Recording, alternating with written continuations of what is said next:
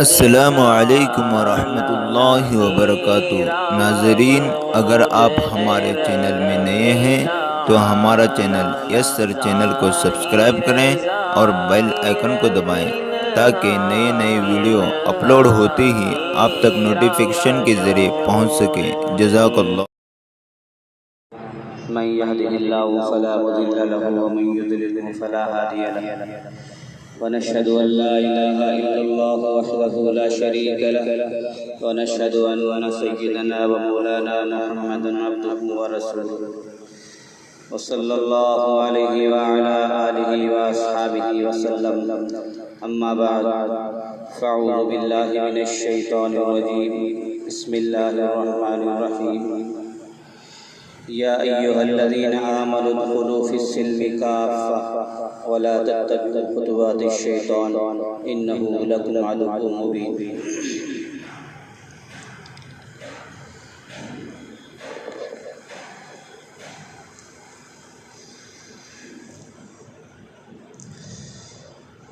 मेरे मोहतरम बुजुर्गों और अज़ीज़ दोस्तों,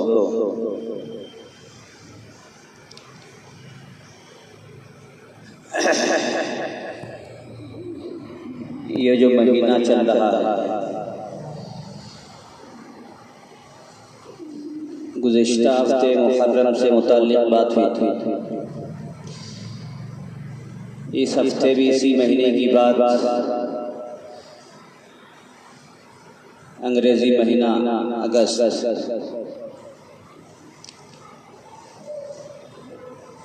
अगस्त का महीना जब आता है, हमें फ़ौरन ज़हनों में बात आती है कि भाई आज़ादी का महीना है। इस्लाम के अंदर ग़ुलामी बहुत बुरी चीज़ है। वैसे भी इंसान अपनी माँ के पेट से आज़ाद पैदा हुआ है, इसलिए ग़ुलामी जैसी चीज़ ये इंसानियत के भी खिलाफ है। इसीलिए इस्लाम के अंदर आज़ाद ग़ुलाम बन कर के रहना पसंद नहीं है। इसीलिए अल्लाह के नबी का जो ज़माना था, ग़ुलामों को ख़रीदा जाता था, ग़ुलामों को बेचा जाता था, ग़ुलामों को रखा जाता था। इसीलिए आप मसाइल के अंदर देखेंगे कि आप इतने ग़ुलाम आज़ाद कर दो, इतने ग़ुलाम आज़ाद कर दो।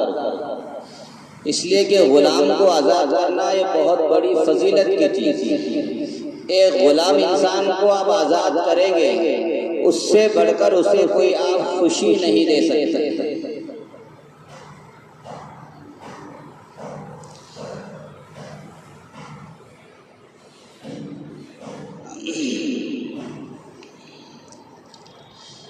हज़रत सलमान फ़ारसी ये सहाबी हैं, बहुत लंबी उम्र उन्होंने पाई। आखिर में अल्लाह के नबी के पास आने से पहले वो एक यहूदी के ग़ुलाम थे।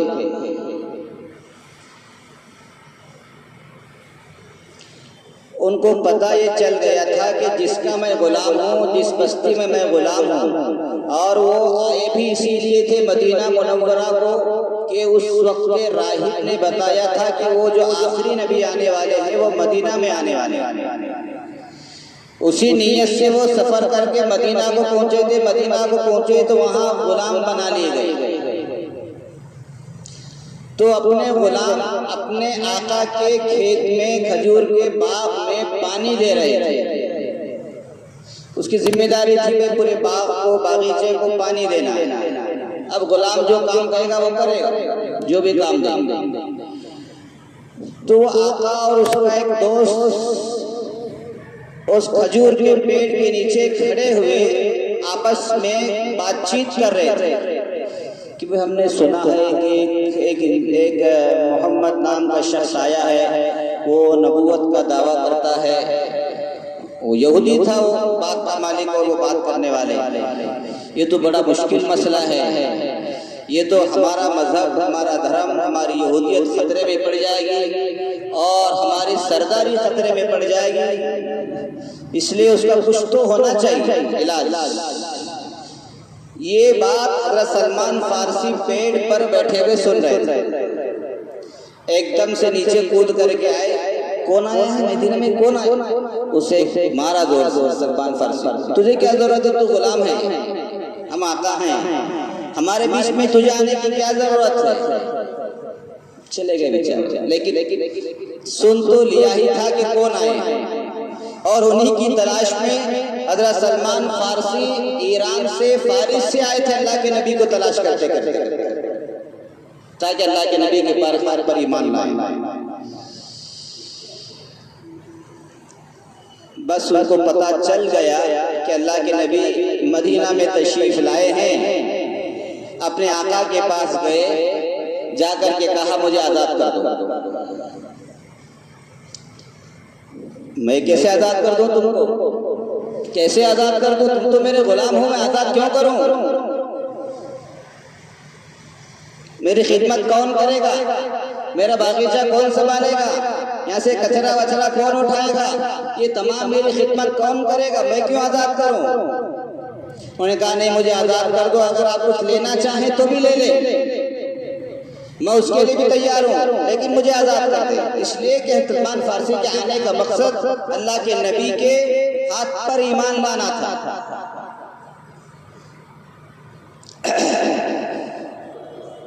अब वो यहूदी जो आका था, उसने सोचा इसे ऐसी जिम्मेदारी दे दूं ताकि जिंदगी भर यही रहे, ऐसी शर्त लगा दूं ताकि ये जिंदगी भर मेरा गुलाम रहे, छुटकारा ही न मिले। उसने कहा एक काम करो, आप मेरी जगह ये खाली पड़ी है, यहाँ पर 300 दरख्त लगाओ खजूर के, और जब वो फल देने लगे उस वक्त तुम आजाद हो जाओगे, और 40 औकिया सोना मुझे लाकर दे दो, तुम उस वक्त आजाद हो। अब ये परदेसी आदमी 300 दरख्त कहां से लाएगा, फिर उसे लगाने का मसला है, 300 दरख्त कोई मामूली होते, फिर उनको बड़ा करना है, बड़ा करने के लिए पानी देना है, खाद देना है, देखभाल करना है, फिर जब वो खजूर देने लगे उसके बाद या उससे पहले 40 रुपया सोना देना है। ये शर्त उनकी ऐसी थी जैसे कि नामुमकिन, इसीलिए उसने वो शर्त लगाई हुई थी कि भाई इतना सोना दे दो, इतने दरख्त लगा दो, तुम आजाद हो जाओ। उन्हें पता था कि गुलामी की जिंदगी बड़ी बदतरीन जिंदगी।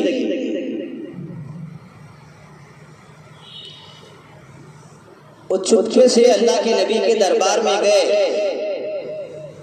अल्लाह के नबी को देखा, सब कुछ किया, पहचान गए वाकई ये नबी हैं। लंबी चीज उधर नहीं जाना है। अल्लाह के नबी के सामने बात रखी, या रसूल अल्लाह मैं आज़ाद होना चाहता हूँ, मेरा आका जो यहूदी है उसने मुझ पर ये शर्त लगा दी है कि मैं 300 दरख्त लगा दूं और 40 औक़िया सोना दूं, तब मैं आज़ाद हो सकता हूँ, तब तक मैं आज़ाद नहीं हो सकता। लेकिन या रसूल अल्लाह मैं आपकी खिदमत में रहना चाहता हूँ, मैं आपका गुलाम बनना चाहता हूँ।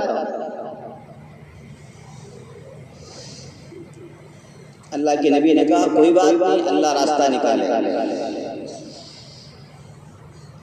कहा चलो 300 दरख्त का इंतजाम करो, सहाबा से भी कह दिया भाई खजूर के 300 दरख्त का इंतजाम करो, सहाबा ने इंतजाम कर दिया। गए अल्लाह के नबी उस मैदान में गए जिस मैदान में यहूदी ने कहा था कि यहाँ दरख्त लगाओ, ये मेरी जमीन है, 300 दरख्त लगाओ। अल्लाह के नबी ने अपने हाथों से लिए वो दरख्त, उठाते गए लगाते गए, उठाते गए लगाते गए। 299 दरख्त अल्लाह के नबी ने अपने हाथ से लगाए, एक दरख्त हजरत उमर ने लगाया।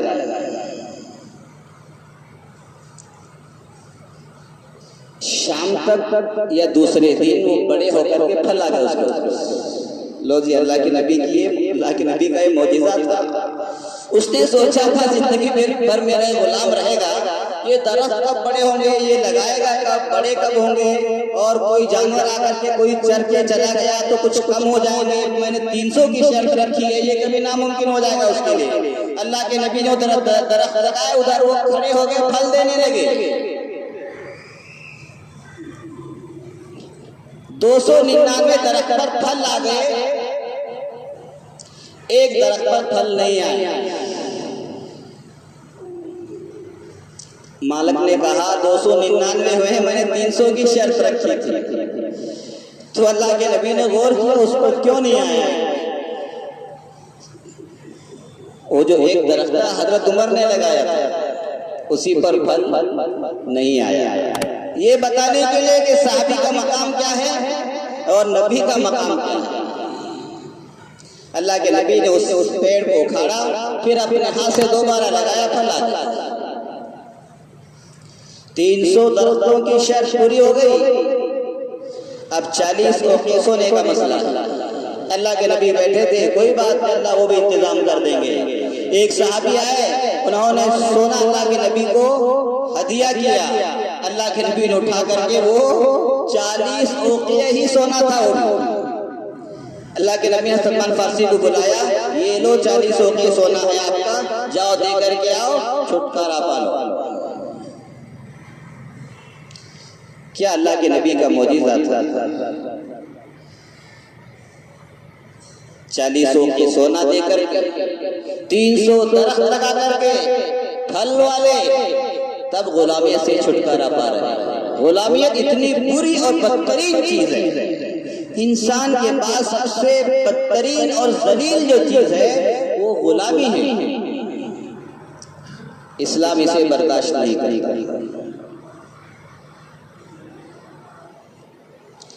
और पता है ये मौजिज़ा अल्लाह के नबी ने क्यों किया, उनके साथ इतनी मदद क्यों? इसलिए कि वो अल्लाह ने सलमान फारसी की तकरीबन 200 साल उम्र लंबी की थी। सिर्फ अल्लाह के नबी के तलाश में निकले थे वो अपने घर से। कितना लंबा सफर करके आए थे।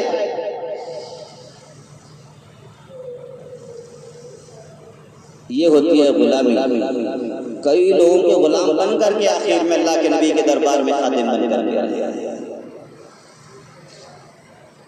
तो यही गुलामी अल्लाह के नबी बार बार नसीहत किया करते थे, अपने खुतबे में बताया करते थे, गुलामों को आजाद करो, गुलामों को आजाद करो, गुलामों को आजाद करो।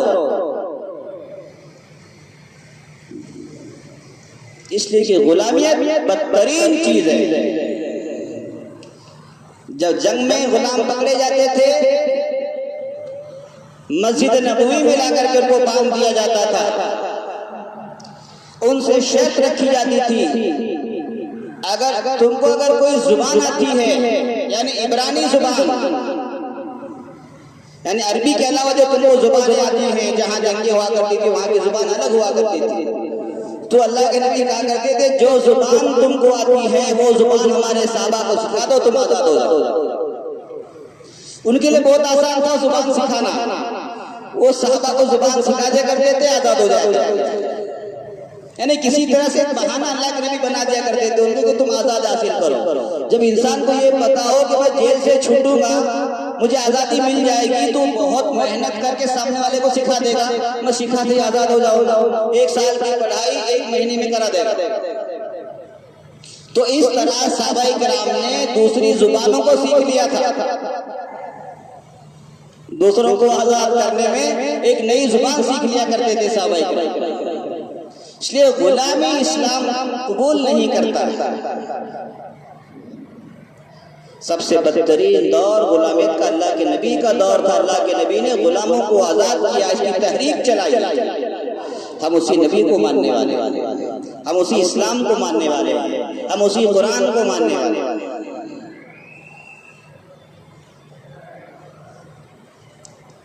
उसी अंग्रेज ने हमें गुलाम बनाया था, पूरे हिंदुस्तान को गुलाम बनाया था। ये वही दिन है जिसमें हम 15 अगस्त के तौर पर मनाते हैं। हमारे असलाफ की कुर्बानियाँ, हमारे बड़ों की कुर्बानियाँ, हमारे उलमाओं की कुर्बानियाँ, हमारे मस्तूरात की कुर्बानियाँ, अगर आप पढ़ेंगे आप ये कहेंगे कि यहाँ पर तो मुसलमानों ने ही कुर्बानियां दी हैं, गैर तो थोड़ा बहुत जरा साथ में लग गए। चलो भाई, अगर वो 10 बार नारा लगा रहे तो हम भी एक बार लगा दें, इतनी से इनकी कुर्बानी। बहरहाल फिर भी जब हालात इज्तिमाई तौर से आते हैं, सबको लेना पड़ता है, हर धर्म वाले को लेना पड़ता है, हर कौम वाले को लेना पड़ता है। इसलिए जब बात देश की आती है तो हर देशी जो यहाँ का रहने वाला है, यहाँ का बाशिंदा है, उसको लेकर के कुर्बानी देनी पड़ती। 1857 से पहले से जंगे शुरू। दारुल देवबंद मालूम है कब वजूद में आया था? दारुल देवबंद की जो संगे बुनियाद है वो 1867 है। 1868 और दारुल देवबंद की बुनियाद इसलिए रखी गई थी ताकि यहाँ से मुजाहिदीन पैदा हो, देश को आजाद करने वाले पैदा हों और अंग्रेजों को भगा करके अपना देश अपने काबू में कर ले, हम यहाँ आजाद जिंदगी गुजारें। इस नियत से दारुल देवबंद की बुनियाद रखी गई थी कि हम यहाँ से मुजाहिदीन तैयार करें जो अंग्रेजों को भगा सके। ये कब की बात है? 1867 की बात,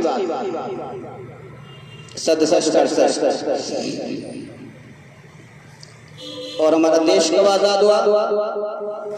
1947। कितने साल हो गए? चलो 150 साल लगा।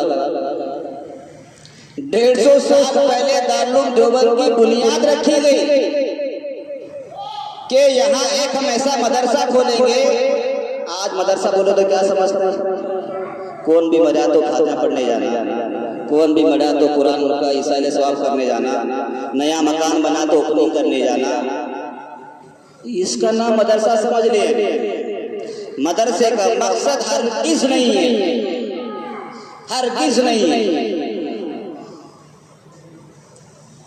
हर मदरसे का ताल्लुक दारुल देवबंद से है। ये उसकी शाखें हैं, ये उसकी ब्रांचेस है। जो उस हेड ऑफिस की नीयत है वही नीयत हर मदरसे वाले। तो उस वक्त दारुल देवबंद की जब बुनियाद रखी जा रही है कि यहाँ से ऐसे मुजाहिदीन पैदा हो, ये 1867 की बात है कि वो बढ़ करके और ऐसी उनके दिलों में ऐसी बात हो कि अंग्रेजों को यहाँ से भगाया जाए, इसलिए कि अंग्रेज बाहर से आकर के हमको गुलाम बना करके वो हुकूमत कर रहा है। चुनाचे दारुल देवबंद उसमें 100% कामयाब रहा। 1867 से लेकर। अब दूसरी बात मैं आपको बताता हूँ, हमारे बड़ों ने कई जंगे लड़ ली। 1799 में कौन शहीद हुए है यार? टीपू सुल्तान शहीद रहमतुल्लाह अलैह। बोर्ड तो लगा दिया आपने हर चौराहे पर टीपू सुल्तान का तलवार के साथ, ये नहीं पता कि वो कब शहीद हुए। कुल 50 साल जिंदगी रही उनकी, 50 साल उम्र। 1750 में पैदा हुए, 1799 में शहीद हुए। इतनी छोटी सी उम्र में अंग्रेजों के छक्के छुड़ा दिए।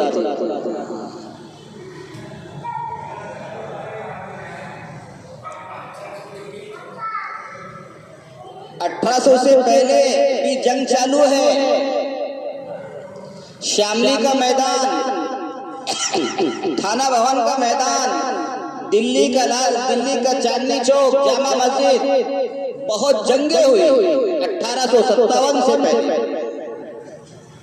1799 में शहीद हो रहे टीपू सुल्तान शहीद रहमतुल्लाह अलैह। उससे पहले हैदर अली ने जंगे लड़ी अंग्रेजों के खिलाफ, उनके बाप ने।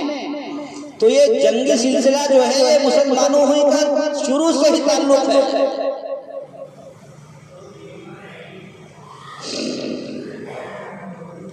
तो बहरहाल मुख्तसर बता रहा हूँ कि दारुल देवबंद उनके अकाबिरीन जिन्होंने दारुल देवबंद बनाया, उन्होंने जंगे लड़ी।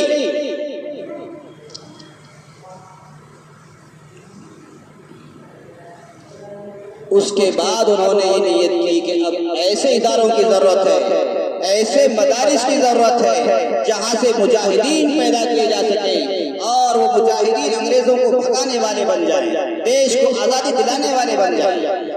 चुनाचे 1867 में दारुल देवबंद की बुनियाद रखी गई। उनके बनाने वालों ने बहुत पहले जंगें लड़ी अंग्रेजों के साथ, इसलिए कि अंग्रेज 1601 में हिंदुस्तान आया था।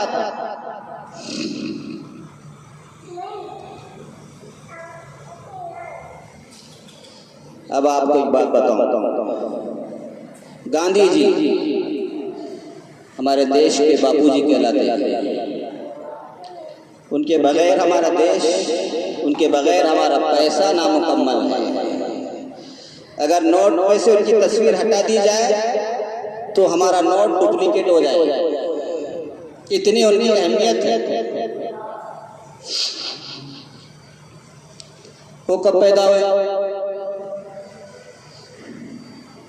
हमारे उलमा ने दारुल देवबंद की 1867 में बुनियाद रखी, जंगें लड़ करके आखिर में आकर के, और गांधी जी पैदा हो रहे हैं 1869 में। अब बताइए, मुसलमानों की कुर्बानियां और अपने पड़ोसियों की कुर्बानियां, कितना अंतर है, कितना फर्क है। हमारे बड़े बड़े बड़े इदारों की बुनियाद रख रहे हैं कि यहाँ से मुजाहिदीन पैदा होंगे जो देश को आजादी दिलाएंगे। खुद वो पहले शहीद हो चुके हैं उनके बड़े, और 1869 में गांधी जी पैदा हो रहे हैं। अब आप अंदाजा लगाएं, ये पैदा हुए, जवान हुए, बड़े हुए, अफ्रीका गए, फिर अफ्रीका से हिंदुस्तान आए, कितने दिन गए होंगे?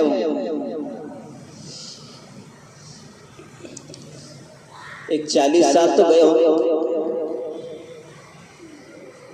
आखिर उम्र थी,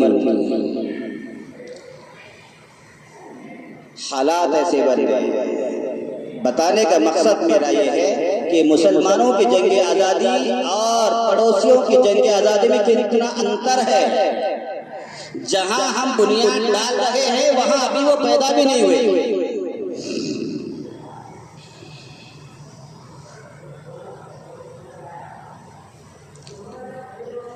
1869 में गांधी जी पैदा हुए, 1879 में नेहरू जी पैदा हुए। लो 1885 में कांग्रेस बनी। पटेल साहब 1875 में पैदा हुए। सुभाष चंद्र बोस भी वहीं आजू बाजू पैदा हुए, क्या ज्यादा दूर नहीं। जितने भी आप फ्रीडम लीडरों को निकालेंगे दारुल देवबंद के बाद ही निकलेंगे। किसी की आप डेट ऑफ बर्थ निकाल करके देखें, दारुल देवबंद के बाद, उन अकाबिरीन के बाद ही इनकी तारीख है। फिर भी दारुल पर छापामारी होती रहती है, तलाशी होती रहती है। ये दारुल क्या चीज है? जो दारुल को जानते हैं वो दुनिया से रुखसत हो। उन्हें पता है दारुल देवबंद ने ही इस देश को आजाद किया था। दारुल देवबंद को बनाने वालों ने ही इस देश को आजादी दिलाई थी। दारुल देवबंद में पढ़ करके फारिग होने वालों ने ही देश को आजादी दिलाई थी। वो जानते थे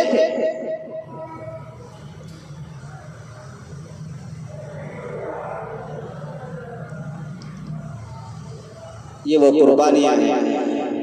दिल्ली से लेकर पेशावर तक कोई दरख्त ऐसा नहीं था जिस पर उलमा की गर्दनें लटकी हुई न हो। पेशावर कहाँ मालूम? पाकिस्तान में आता है।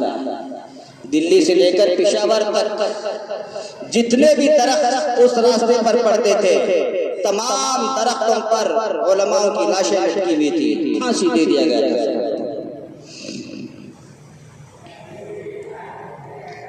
हमारे बड़े बड़े उलमाओं को तोप के सामने बांध करके तोप को उड़ा दिया गया, छींचड़े उड़ गए थे।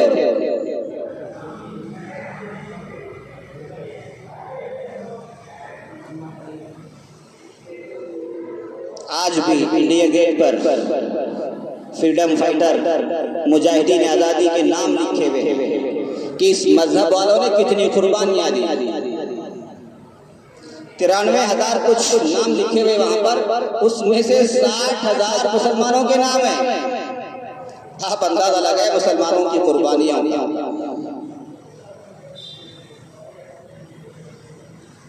आज हम अपनी तारीख भूल गए हैं।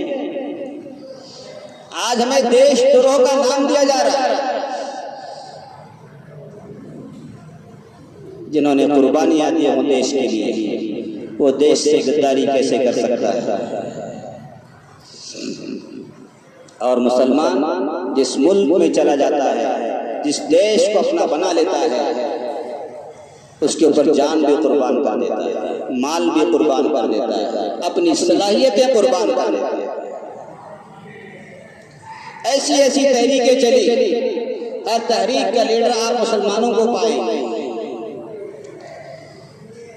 सैयद अहमद शहीद रहमतुल्लाह अलैह, शाह मोहम्मद इस्माइल शहीद रहमतुल्लाह अलैह, हज़रत मौलाना कासिम साहब नानोतवी रहमतुल्लाह अलैह, हज़रत मौलाना रशीद अहमद गंगोई रहमतुल्लाह अलैह, हज़रत मौलाना मोहम्मद अली जौहर साहब रहमतुल्लाह अलैह, हज़रत मौलाना शौकत अली साहब रहमतुल्लाह अलैह, हज़रत मौलाना हुसैन साहब मदनी रहमतुल्लाह अलैह, हज़रत मौलाना शेखुल हिंद रहमतुल्लाह अलैह, कितने उलमाओं के नाम गिनाए जा सकते हैं।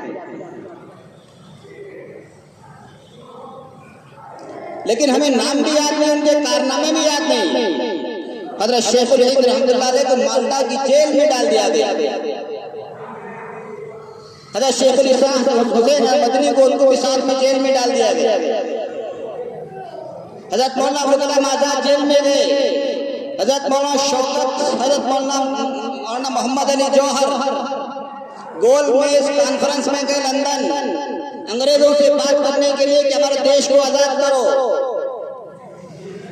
हर अव्वल दस्ते में, हर अव्वल सफ में मुसलमान मिलेंगे, उलमा मिलेंगे। इनकलाबाद जिंदाबाद, इनकलाब जिंदाबाद का नारा मुसलमानों ने तो दिया। सरफरोशी की तमन्ना अब हमारे दिल में है। इस नज़म को लिखने वाले भी मुसलमान ही तो थे।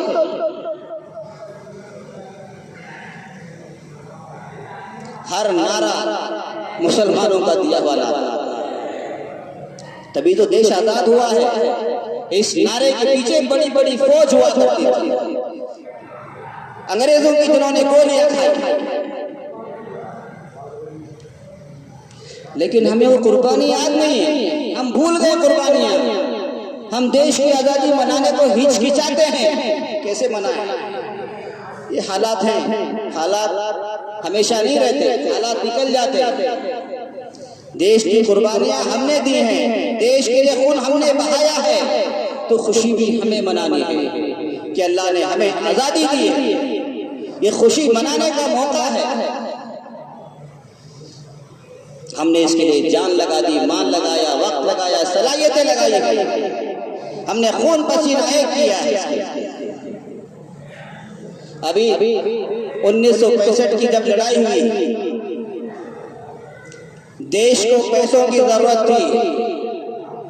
उस वक्त निजाम हैदराबाद के जो हमारे मुसलमान हैं, उस्मान नाम के, उन्होंने कई क्विंटल सोना दिया था हमारे देश। उस वक्त भी मदद करने वाले मुसलमान थे। नेताजी चंद्र बोस ने आजाद हिंदुस्तान नाम की एक फौज बनाई थी अंग्रेजों के दौर में। उस वक्त 1 करोड़ रुपए उस फौज की मदद करने वाले, उस फौज के अकाउंट में पैसे डालने वाले भी मुसलमान एक बहादुर थे। उस वक्त 1 करोड़ हज के कम अज कम मेरे हिसाब से 1 अरब रुपए बन जाए। मुसलमान कभी पीछे नहीं रहा। जंग आजादी की तफसील बड़ी तफसील है। टीपू सुल्तान शहीद रहमतुल्लाह अलैह, हैदर अली रहमतुल्लाह अलैह, बड़े बड़े मुजाहिदीन आज़ादी जिन्होंने अंग्रेजों के साथ लड़ाइयाँ लगा करके अपनी जवानी की पूरी जिंदगी अंग्रेजों की लड़ाई में लगा दी थी। अपनी हुकूमतें गंवा दी आजादी की खातिर, अपने बच्चों को गिरवी रखा। टीपू शहीद रहमतुल्लाह अलैह, अंग्रेज उनके 2 बेटे ले गए थे उठा करके। जब तक आप इतना रकम अदा नहीं करेंगे, आपके बच्चों को हम गिरवी रखते हैं, औलादों को गिरवी रखा, देश की खातिर रखा। लेकिन गद्दारी अपनों ने की, इसलिए शहीद हो गए। इसी तरह बड़े बड़े उलमाओं ने बड़ी बड़ी मेहनतें, बड़ी बड़ी कुर्बानियां दी। हज़रत मौलाना रशीद अहमद साहब गंगोही जो उलमा देवबंद के सरखेल हैं, वो जेल में गए। हज़रत शेखुल हिंद रहमतुल्लाह अलैह जेल में गए।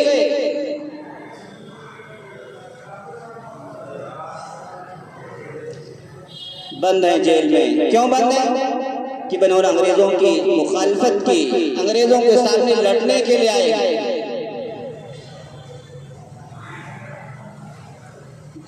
जेलर ने हज़रत शेखुल हिंद रहमतुल्लाह अलैह के कमरे में जहां उनको कैद किया गया था, जेलर ने एक सांप छोड़ दिया, जहरीला सांप उनके कमरे में छोड़ दिया, ताकि हज़रत शेखुल हिंद को डस ले और वो मर जाए। इसलिए कि उन्हें पता था कि हज़रत शेखुल हिंद की ताकत कितनी बड़ी है, उनके पीछे कितना बड़ा मजमा है। अगर शेखुल हिंद रहमतुल्लाह अलैह बताए कौन है? ये दारुल उलूम देवबंद के सबसे पहले शागिर्द।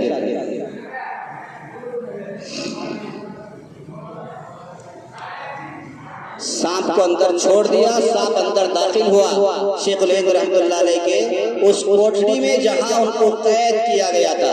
हज़रत शेखुल हिंद रहमतुल्लाह अलैह बैठे हुए, मुसल्ले पर बैठे हुए जिक्र कर रहे थे।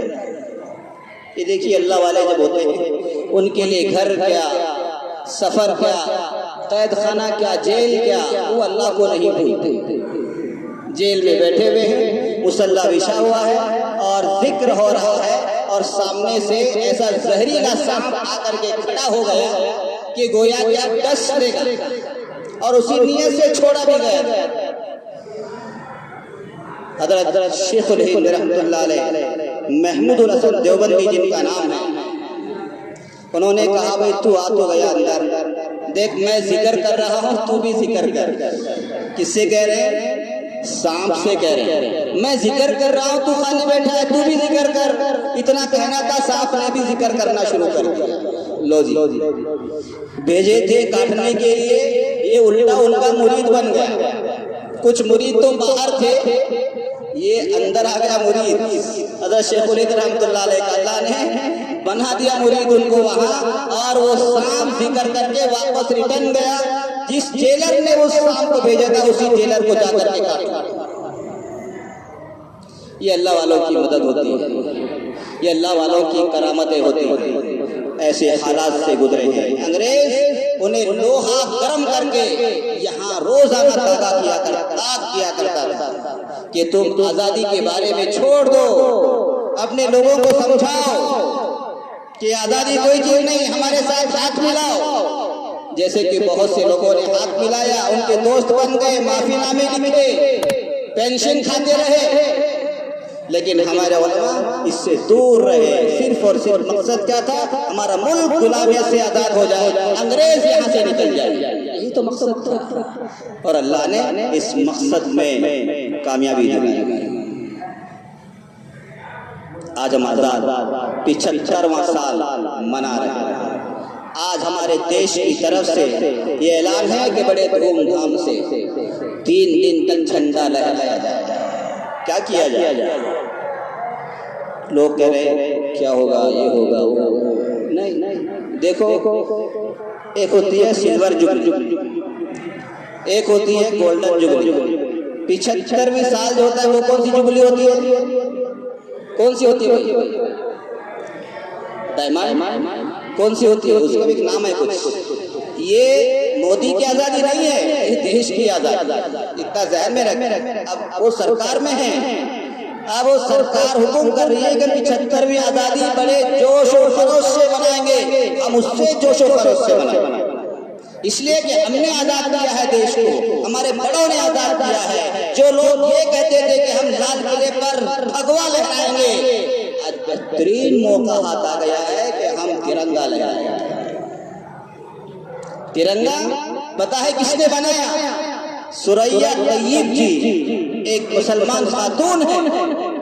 उसके बाप अलीगढ़ मुस्लिम यूनिवर्सिटी के चांसलर थे, उनके शौहर या बाप। उन्होंने इस तिरंगे का रूप दिया। इस तिरंगे को भी हमने बनाया, उस देश को भी हमने बनाया और सब कुछ हमने बनाया और हम आजादी न मनाए, ये कैसे हो सकता? हमें जोश के साथ, खरोश के साथ 3 दिन तक जो हमको ये कि भाई झंडा लहराएं, जरूर लहराएंगे, एक नहीं 2-3 लहराएं। क्यों? इसलिए कि हमने इस देश को आजाद किया, ये हमारा हक बनता है। हम किसी के कहने पर नहीं, वो तो ठीक है, उनका सरकारी हुक्म है, इसलिए कि वो सरकार में है। 75वीं हम इसकी जब ये बना रहे हैं, आजादी बना रहे हैं, तो हमें खुश होना चाहिए कि अल्लाह तेरा शुक्र है हमने आजादी के 75 साल गुजारे। इस झंडे को हमें पकड़ना है, इस झंडे को हमें मजबूत करना है। ये झंडा इस बात की अलामत है, ये जमहूरियत का निशान है। ये न हिंदू है, न मुसलमान है, न सिख है, न ईसाई है। इस झंडे का कोई मजहब नहीं है। देखो हमारे बड़ों ने ये जो 3 रंग दिए हैं, 3 रंग का इंतखाब जो किया है, ये जो ज़ाफ़रानी रंग है, इसका मकसद सिर्फ ये है कि हम बाहिम्मत लोग बन करके रहें। कैसा भी मुकाबला आ जाए, हमारे अंदर हिम्मत होनी चाहिए, कुव्वत होनी चाहिए कि हम उस मुल्क का मुकाबला करें, अपने दुश्मन का मुकाबला करें। ये ज़ाफ़रानी रंग इस बात की अलामत है, इसलिए उसको उस पर डाला जाए। दूसरे नंबर पर सफेद रंग आता है। सफेद, हम ज़ाफ़रानी रंग को क्या कहते हैं? ये हिंदुओं का रंग नहीं, हरगिज़ नहीं, हरगिज़ नहीं है। ये इस रंग, इस नीयत से, इस निस्बत से डाले गए। सफेद रंग ये ईसाइयों का रंग है, नहीं, ऐसा हरगिज़ नहीं। एक सिख से किसी ने पूछा, ये झंडे में जो रंग है इसके बारे में आप क्या कहते हैं? कहने लगे वो भगवा रंग वो तो हिंदुओं का हो गया, और सफेद रंग वो ईसाइयों का हो गया, और हरा रंग मुसलमानों का हो गया। लेकिन हम कहते हैं कि हिंदू, मुस्लिम, सिख, ईसाई, ईसाइयों का तो इसमें कुछ भी नहीं है, फिर ईसाइयों का रंग कहाँ गया? वो कहने लगा ये जो 3 रंग तो तुम्हारे हो गए झंडे के, वो झंडे में जो डंडा है ना वो सिखों का। ये कौन सी बात हो गई? वो डंडा हमारा है, बाकी कपड़ा तुम्हारा। तो ऐसी बात नहीं है इस झंडे के अंदर, कपड़े और डंडे और झंडे और रंग की बात नहीं है। हमारे बड़ों ने इस निस्बत पर इस नियत से डाला है कि हम बाहिम्मत रहें। ये ज़ाफ़रानी रंग की अलामत होती है, और सफेद रंग हम पाक और बेलूस रहे, कोई गंदगी चीज हमारे देश में ना हो, पाक साफ, हमारा दिल साफ रहे हर एक के लिए, मुसलमान के लिए, हिंदू के लिए, सिख के लिए, ईसाई के लिए, आपस में प्यार मोहब्बत से रहे। ये सफेद रंग इसलिए डाला गया है, और हरा रंग इसलिए डाला है कि ताकि हमारा मुल्क हर वक्त सरसब्ज़ और शादाब रहे, हरा भरा रहे, खुशो खुर्रम रहे। और उसके अंदर एक चक्कर डाला गया है, अशोक चक्र जिसको कहते हैं, वो इसलिए डाला गया है ताकि हमारा देश हर वक्त चलता रहे, चलता रहे, चलता रहे, रवा दवा रहे, कभी रुके नहीं। ये मकसद है। ये रंग किसी मजहब के नाम पर नहीं है, ये हमने बना लिए हैं हम लोग। इसलिए मेरे दोस्तों, अल्लाह ने हमको एक बेहतरीन मौका दिया है, देश की आज़ादी है, हमें खूब जोश और खरोश के साथ बनाना चाहिए। अपने झंडे को लेकर के, अपने किसी तंजीम के झंडे, अपने किसी कमेटी के झंडे नहीं, हरगिज़ नहीं, सिर्फ और सिर्फ अपने देश का झंडा, और जो उसका सही रूप हो सकता है उसको लेकर के अपने घरों पर लगाए। लगाना जरूरी नहीं है, लेकिन एक महा उत्सव है, यानी एक क्या कहते हैं उसको, एक जुबली बना रहे हैं हम लोग। 75वें साल की आज़ादी की खुशी मना रहे हैं। उस खुशी के मौके पर हम भी इस खुशी में शरीक होने की एक अलामत है। ये नहीं कि जिसने झंडा लगाया वो देशद्रोही हो गया, उसे देश से मोहब्बत नहीं, ऐसी बात नहीं है। बल्कि हमें इस खुशी में शरीक होने के लिए एक अलामत है, जहाँ सब लोग लगा रहे हैं, हम भी लगाएंगे। एक नहीं 2 लगाएंगे, 2 नहीं 3 लगाएंगे, इसलिए कि खुशी का मौका है, इसमें पीछे नहीं रहना है। इसलिए इसमें कभी भी कभी कोताही हरगिज न करे। इसका पूरा ध्यान रखें। हमने आज़ाद किया है इस देश को, हम खुशी मनाएंगे, मनाते रहेंगे और इसी तरह हम देश के लिए हमेशा कुर्बानियां देते रहेंगे। किसी भी किस्म की जरूरत पड़े कुर्बानी मुसलमान सबसे अव्वल मिलेगा, सबसे पहली सफ पे वो मिलेगा, जरूर देश के लिए अपनी जान कुर्बान करेगा। उसके लिए इस बात की अलामत है कि हम यहाँ जमहूरियत चाहते हैं, किसी एक मजहब की इजारादारी नहीं चाहते। ये सबसे बेहतरीन मौका है जमहूरियत को जिंदा करने का, जमहूरियत को दिखाने का, दुनिया को दिखाने का। जो लोग ये कहते थे कि हम फला जगह ऐसा झंडा लहराएंगे, वैसा झंडा लहराएंगे, अल्लाह ने इस मौके पर 75वीं आजादी के मौके पर तिरंगा लहराने का बेहतरीन मौका दिया है। देखो बाकी रहा इस्लाम में लहराना कैसा है, फुला कैसा है, ये कैसा है, वो अलग चीज है। अगर किसी ने लहरा दिया कोई गुनाह तो नहीं है, कोई गुनाह नहीं, ऐसी बातें नहीं है। हमारे बड़ों ने, हमारे मुसलमानों ने इस देश को बनाया है, इस झंडे को बनाया है, उनसे ज्यादा हक हमारा बनता है। इसलिए इसमें किसी किस्म की कोई ख्यालात हरगिज़ न लाए। पॉलिटिक्स होती रहे, लेकिन ये 3 दिन हमारे लिए खुशी का मौका है, खुशी मनाने का मौका है। लेकिन अपनी खुशी को जज्बात में रख करके, कंट्रोल में रख करके, सब्र के साथ जो तरीका है उसी अंदाज से हम अपनाएंगे, उसी अंदाज से खुशी करेंगे, उसी अंदाज से अपने झंडों को लगाएंगे। इसलिए इसका एहतमाम करें। अल्लाह हम सबको अमल करने की तौफीक नसीब फरमाए।